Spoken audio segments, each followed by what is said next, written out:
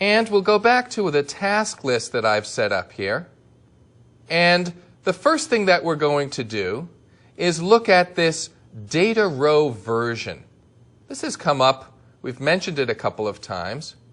The DataRowVersion is a property that gives you access to the various versions that can exist for data in a row. In other words, for each row in a table, ADO.NET holds on to not just one set of values, but potentially up to 4 sets of values. For example, there is the current value. That's what's in there now, the latest information. If anything's been changed, that'll be in current. If nothing's been changed, then the original will be in current.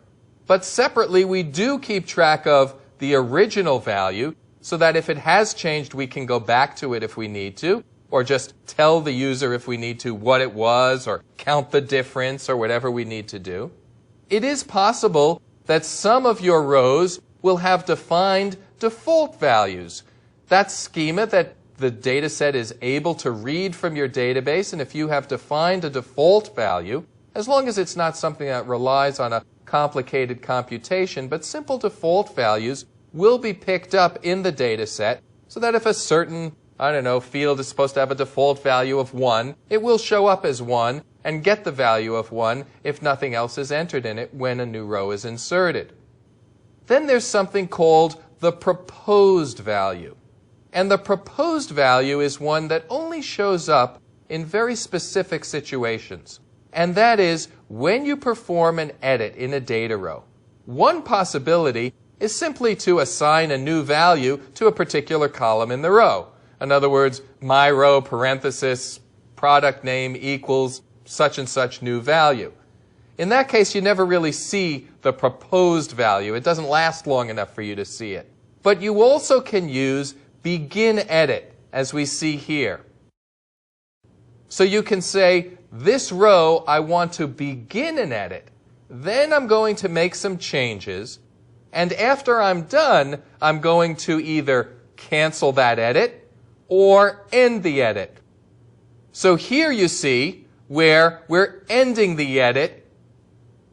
Further along in the code, we call cancel edit.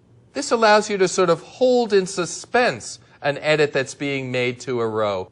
And during that period, between begin edit and either cancel or end edit, you do have access to the proposed data version. The proposed version, and in addition to the original version, is available to you. You also might have a current version, so there could be 3 different or even 4 different things in rare situations where default was defined and you had edited and it was already changed from what was original. So this is kind of like a transaction. You begin it, and then at some point you either commit or roll back, but nothing's actually going to the database here. You're just sort of committing this buffer for the row. You could think of it as a row buffer that's being created for you. In this case, what we're doing is checking after begin edit whether the DataRowVersion proposed is equal to DataRowVersion current for this product name. In other words, was the product name changed? If the product name was changed, then we'll go ahead and end the edit, committing the change, and then here's the code that goes in and actually updates the list box.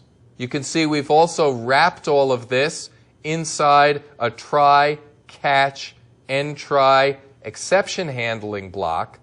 This allows us to put friendly messages up telling the user if they've done something that violated some type of a rule and generated an exception. And that label that you may have seen come up at the bottom of the form is the text of it is set to the message of the exception. In that case, if a problem has come up, we'll cancel the edit, restoring the original values.